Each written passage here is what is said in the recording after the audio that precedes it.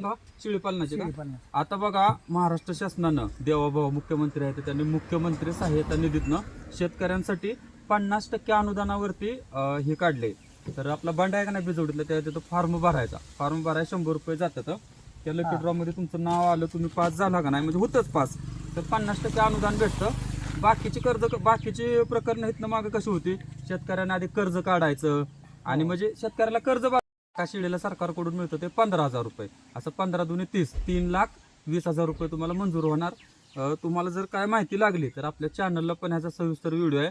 Form भरा, 100 रुपये रुसायचे फक्त आणि पास झाल्यानंतर बाकीचं करायचं. खूप चांगली योजना आहे. गायांसाठी पण आहे, कोंबड्यासाठी इथंच भरायचं का? हो, फॉर्म कुठं सेवा केंद्रात भरायचा. सुशिक्षित पोर असले तर मोबाईलला भरू शकते ते, पण आपल्या सेवा केंद्रात भरायचं. आणि किती ही आपल्याला ना म्हणजे मदत किती मिळते शेतकऱ्याला? मदत 50%. ओपन बांधवांसाठी 50% आहे. ओबीसी आहेत किंवा एससी शेड्यूल कास्ट मध्ये आहेत त्यांना 75% पर्यंत, अपंगासाठी 75% पर्यंत. आणि ह्याची फॉर्म पास व्हायला शक्यतो घरातल्या महिलेचे नाव भरायचं. प्राधान्य कसं आहे, अगोदर अपंगाला भेटणार, 2 नंबरला शेड्यूल कास्टवाल्याला, 3 नंबरला महिला आणि मग राहिलेली सोडत बाकी ओपन वाल्याला ह्यांना भेटणार. आणि लकी ड्रॉ म्हणजे कसं काय असते? लकी ड्रॉ म्हणजे आधी येईल त्याला प्रथम प्राधान्य. म्हणजे उदाहरणार्थ ते जे पोर्टल आता चालू झालंय त्याच्यावरती समजा 1 लाख अर्ज आले आणि त्यातला तुम्ही उदाहरणार्थ 2100 म्हणजे 2100 वेळेला तुम्ही भरलाय तर पहिल्यांदा 1 नंबरचा येणार, त्याला मेसेज जाणार तुमचं प्रकरण पास झाले, घेताय का. तुम्ही घेत नसला तर 1 नंबर डिलीट होणार, पुढे जम मारणार, 2 नंबर 3 नंबर असं करत. म्हणजे जेवढ्या लवकर तुम्ही फॉर्म भरचाल तेवढ्या लवकर त्याचा फायदा होतो. आणि त्याच्यासाठी डॉक्युमेंट लागतात काय, आधार कार्ड, पॅन कार्ड, बँकेचं पासबुक.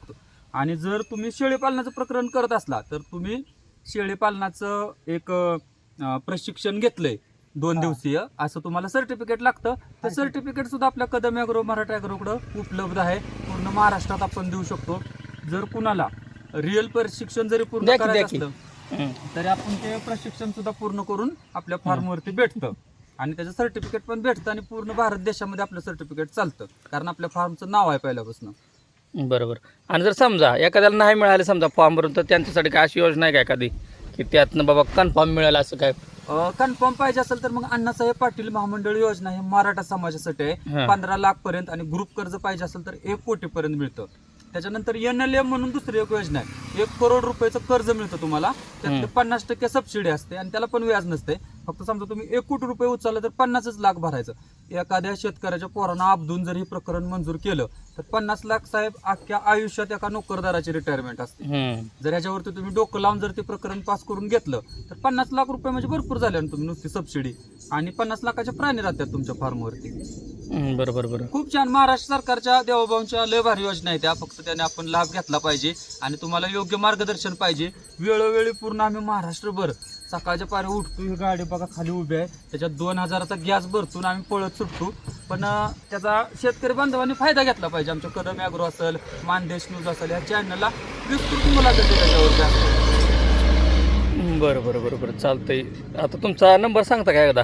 आमचा नंबर आहे 8805 892 892. हा नंबर कधी नाही लागला तर दुसरा नंबर आहे 909665 9088. फोन करण्याची वेळ आहे सकाळी 9 ते संध्याकाळी 7 वाजेपर्यंत फोन करू शकता. कारण आम्ही बी शेतकऱ्याचेच पोर आहे, आम्हाला शेणामुताचं गयागुराचं काम करायचं असतं. त्यामुळे काय जण म्हणतात कदम साहेब, जाधव साहेब फोन उचलत नाही. तर थोडंसं आमच्या पण अडचणी समजून घ्या. किंवा शहरातले पोर असते ते काय मेंढकं असतं तर ते रात्री त्यांचा वाडगा असतो. एका वाघाने त्या दिवशी असं केलं, रातच्या 1 वाजता फोन केला, बोलला 1 तास माहिती सांगितली. त्याला म्हणलं कशाचा लाभ घ्यायचा आहे, म्हणला लाभ कशाचा व्हायच भ्या वाटतं, एकटाच आहे मेंढराला राखान. पण तो राखा नाही, पण मला 1 तास जागावलं, सकाळी मला परत 1 तास उशीर झाला उठायला. तर असं कोणी काय करू नका, जास्त म्हणजे त्रास द्यायचं काम करू नका. रिअल माहिती पाहिजे असली तर आपल्याकडून दिली जाईल. ठीक आहे, धन्यवाद.